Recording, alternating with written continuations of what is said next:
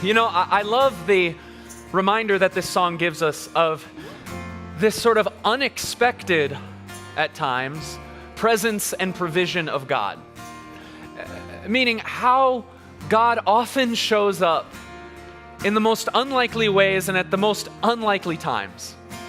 You know, time and time again, we read stories in the Bible of these battles that were fought.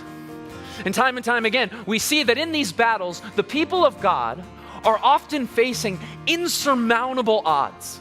They're facing these hopeless situations, right? We read stories about Gideon, a commander with a small army of only a few hundred men, facing a force that was 1,000 times their size and might.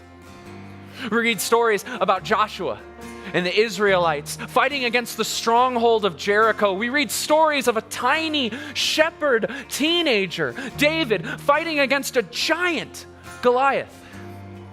And yet time and time again, the truth of these stories is so beautiful. And it's the same truth that is echoed through this song, and I believe it is the same truth that God wants you to hear this morning. And that is that if you walked in here fighting a battle, then God is fighting with you, and God is fighting for you. Perhaps in your life you walked in here this morning and you are looking at what seems like insurmountable odds, a hopeless situation. We want you to hear this morning that we believe that God is going to breathe hope into that situation.